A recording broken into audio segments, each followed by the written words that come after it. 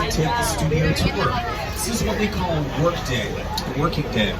Monday through Friday is when most of the filming happens on the lot. Because we are a real working film and television studio, we're going to be really up close and personal with some of the filming production that's going on the lot. We're going to pass by some active production. Any guest assistance, if you have medical emergency, you're having something of value off the side of the tram, there's any kind of audio visual problem, reach out and grab the right emergency cord that runs along the center of the ceiling of the tram. But please keep an eye on those, they don't get wet. And finally, for your safety and those around you, we ask that you do not use selfie sticks while on board. No selfie sticks allowed. Now, we are taking you down our timeline right now. These movie posters that you're seeing on both sides of the tram, they represent just a few of the thousands of movies Universal has produced throughout the years. Over 8,000 movies. Now, it all started March 15th, 1915. That's when our founder, Carl Luckman, opened the gates to Universal Studios Hollywood. And on that day, he called Universal the strangest city in the world. And it truly is a city. Check it out, we have our own fire station 51, which you saw back there. Also, our own sheriff station, post office.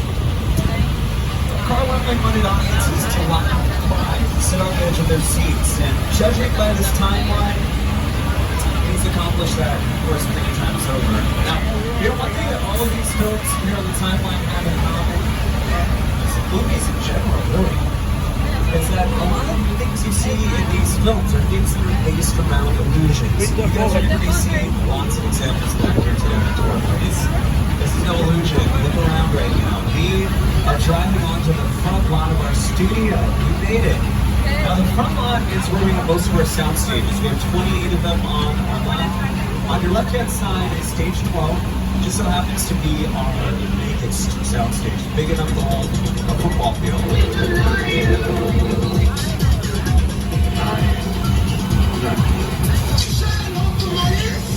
Yeah, now some great movies have shot inside that stage throughout the years, including Jurassic Park. That's where they shot all the visitor center scenes. Frankenstein, Dracula, Scarface. Now the sound stages are where they shoot some of the interior scenes of some of your favorite television shows, movies, music videos, commercials. On your right-hand side, I do want to point out that this construction, this is going to be a brand new area of the theme park called Super Nintendo World. We're very excited about it.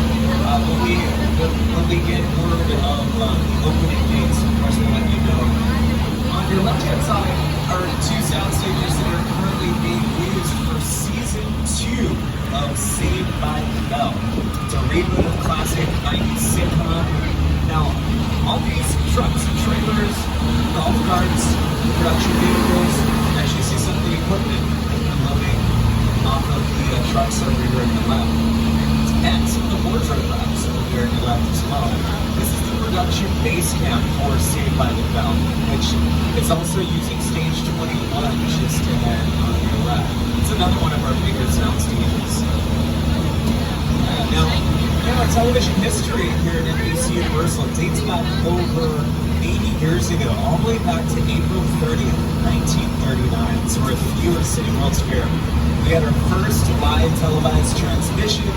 And since then, Universal Television has given you some classic television series, as you can see in this montage, leading us all the way up to today. Shows like The Voice, Saved by the Bell, Heated, it's another sitcom that shoots on the lot, and Mr. Mayor.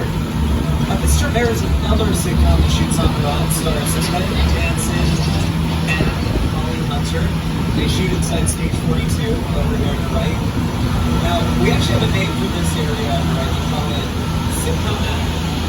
Sitcom Alley, and that's because so many famous television sitcoms throughout the years were shot inside these various stages, going all the way back to the Jeffersons, One Day at a Time, different shows.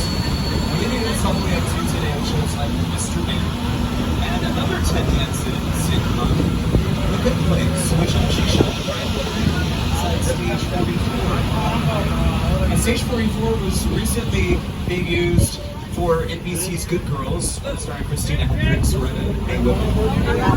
Speaking of Ted, we'll talk about Ted Danson. We got Ted over there in the left, martini glass. And just beyond 10 are production bungalows. Those are some of Hollywood's top writers, producers, directors, who are some major Hollywood power players. They work out of these bungalows. Including Illumination Entertainment, that's the animation production company behind us to speak about the movies, the Secret Life of Pets. Also Backlot Productions, they brought you movies like Backlot, Broadway musicals like Wicked. Not many years ago, these were actually dressing rooms for some of the big movie stars. This tour on the lot, Rock Hudson, Day, Gregory Peck, Tony Curtis, Janet Lee. They used to get ready in these little bungalows or kind of like little apartments right on the lot. Now, one of my favorite directors used to work out in one of these bungalows. We're actually going to pass by his bungalow in just a few moments. You're going to know it's his bungalow because check it out. Look, he put his famous profile just outside the front door to be homage to him. That's right, the master of suspense, Alfred Hitchcock. He worked out as state director of Psycho, Birds, Where Window, Vertigo. And he had a knack for making cameos in most of his movies. So you can see you on your screens. Two of our newer sound stages are over here at the left, stages 22 and 23. Stage 22 and 23 is where Keenan was shooting his sitcom, Keenan, which just got renewed for another season. Alright, well ladies and gentlemen, we did it. We are officially taking you on to the Backlot. There's a lot more to see here on the Backlot. And that's because on that day he called Universal the strangest city in the world. And it truly is a city. Check it out, we have our own fire station 51, which you saw back here. Also our own sheriff station, post office. Carl Wembley wanted audiences to laugh and cry, sit on the edge of their seats. And judging by this timeline, he's accomplished that, of course, many times over. Now, you know, one thing that all of these films here on the timeline have in common, and just movies in general, really, is that a lot of the things you see in these films are things that are based around illusions. You guys are going to be seeing lots of examples of that here today on our tour. This is no illusion. Look around right now. We are driving onto the front lot of our studio. We made it.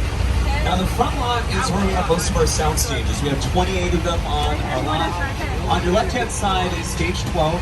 Just so happens to be our biggest sound stage. It's big enough to hold a football field.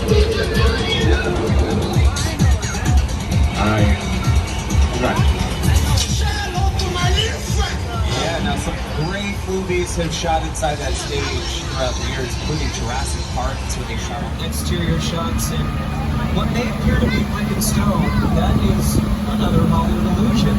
It's really foam rubber, fiberglass, and plywood.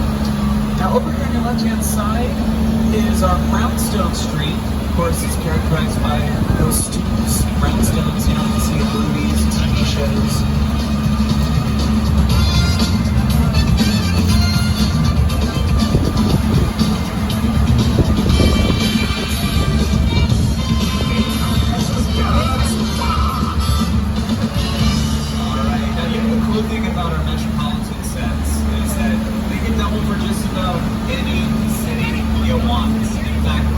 Right now, we are in New York City. Welcome to New York Street. Hey everyone, welcome to New York. I got my start right here in New York on Saturday Night Live. This is actually my old neighbor. Always got bugged over there. No, tough later. Who's my favorite rap dog guy? Hey buddy, how's it going? Remember me? No. Just like old times. Gotta love New York City. I'm walking. Hey, it's cool guys. I was just walking there. So it's not exactly New York, but a lot of times when you see New York in the movies, it was shot right here on the Universal Metro sets. If you can make it here, you can make it anywhere. Even if you make it here on the Universal lot. Actually, I like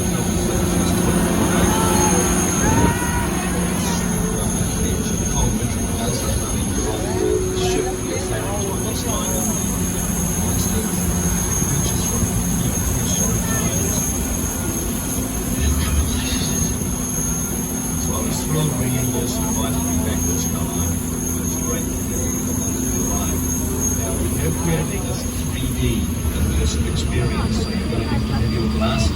Don't put them on yet, just put them in your hand because we're about to return to Sky Island. The Universal tram is winding its way through a very rough, narrow trail in Sky Island, allowing the visitors a little sneak peek at some of the wildlife in Sky Island. In a sense, this is like a mini sequel, a mini continuation. We are just taking the Kong and Sky Island and the answers that we see, and this is